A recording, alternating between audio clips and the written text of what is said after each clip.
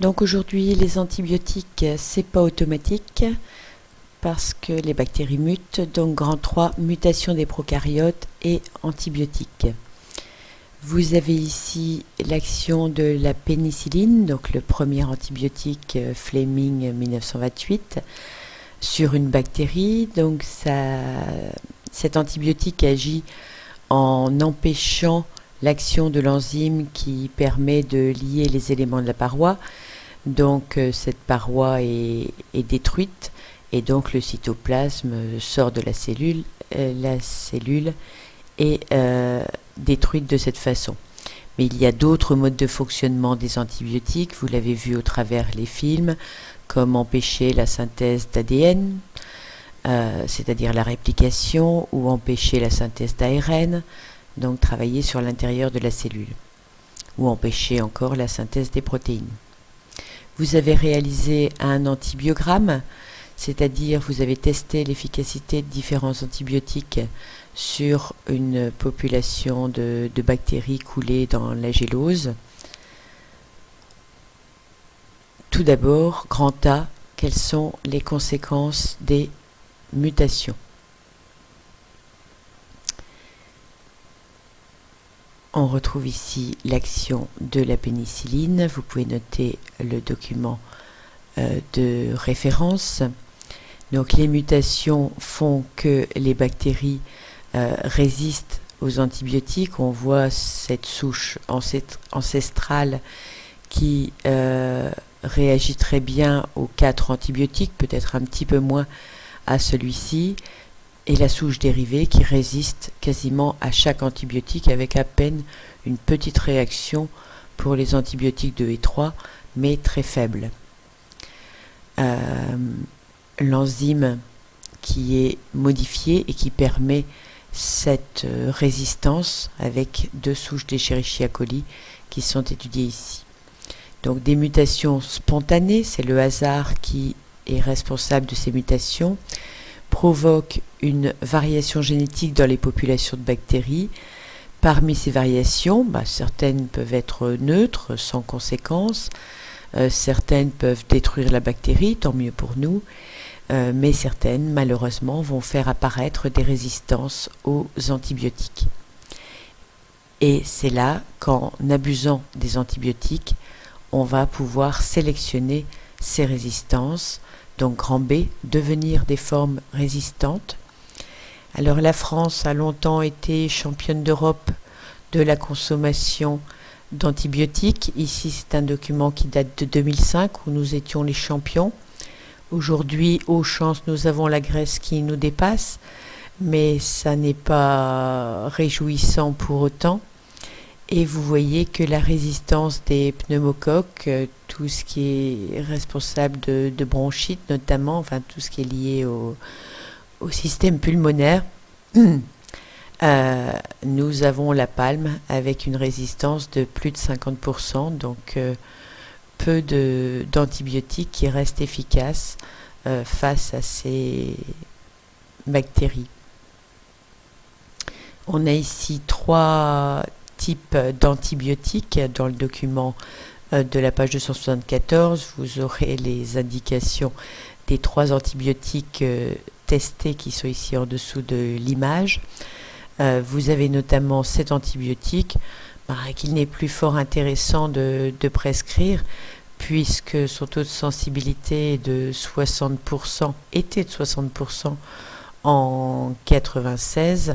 Il n'est plus que de 52% en 2007 et on peut supposer qu'il est encore inférieur aujourd'hui. Ces 2 autres antibiotiques étaient très efficaces avant 2000 et ils le sont malheureusement de moins en moins. Ils ont perdu 10 points de sensibilité, ce qui est important. Et donc vous avez vu des boîtes d'antibiotiques avec les conseils qui nous sont donnés et qu'il faut vraiment respecter la dose à prendre, les moments de prise et la durée du traitement. Pour préserver l'efficacité du traitement, on utilise un antibiotique que lorsqu'il a été prescrit et pas quand il reste dans l'armoire.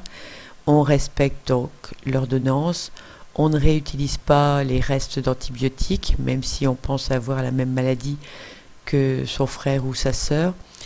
On ne donne pas donc à une autre personne.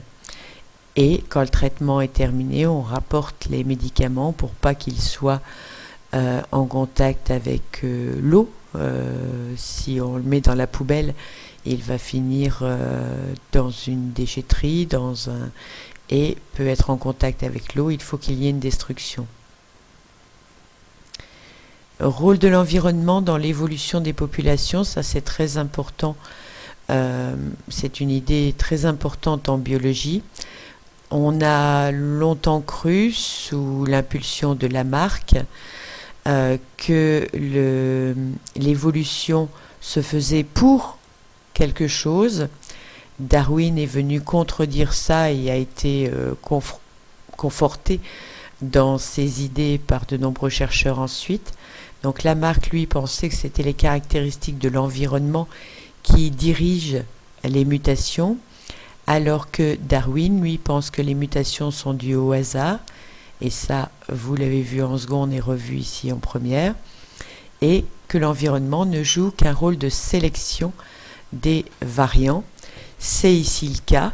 Les bactéries mutent suivant le hasard, et le fait d'utiliser des antibiotiques va sélectionner ceux qui restent, c'est-à-dire les formes résistantes qui vont alors se multiplier. Vous avez ces deux hypothèses, l'hypothèse Lamarck, l'hypothèse Darwin. Si c'était l'hypothèse Lamarck, on aurait toujours le même nombre de mutants par boîte de pétri. Par contre, si c'est l'hypothèse B, eh bien on aura un mutant qui sera sélectionné et donc des nombres différents par boîte. Et en l'occurrence, c'est cela que l'on obtient. Donc Darwin a raison, les antibiotiques sélectionnent les formes résistantes et permet leur développement, leur multiplication et donc au final de n'avoir plus que des bactéries résistantes. D'où les problèmes de staphylocoque par exemple que vous avez vu dans les vidéos qui fait plus de morts aux États-Unis que le sida. Donc ça veut dire énormément de morts. Donc mutation spontanée qui confère une résistance à l'antibiotique. On traite par l'antibiotique, donc la grande majorité des bactéries sensibles sont tuées, il peut en rester quelques-unes. Multiplication, on arrête le traitement. Multiplication des bactéries restantes, donc celle-ci qui était résistante et celle-là. On a donc une augmentation de la fréquence des bactéries résistantes à l'antibiotique, ceci à cause de la sélection naturelle qu'on ne peut plus vraiment dire naturelle, il faudrait peut-être y mettre des guillemets. Je vous conseille dans votre cours de faire ce petit schéma que vous pourriez produire dans un sujet de DS. Donc n'oubliez pas de titrer. L'utilisation systématique de traitements antibiotiques peut donc augmenter la fréquence des formes résistantes par sélection naturelle. Ceci termine le chapitre 4 et le thème du patrimoine génétique. Nous n'avons bien sûr dans ce chapitre traité que quelques impacts de mutation pour voir quelques exemples qui impliquent fortement l'homme. Merci de votre attention.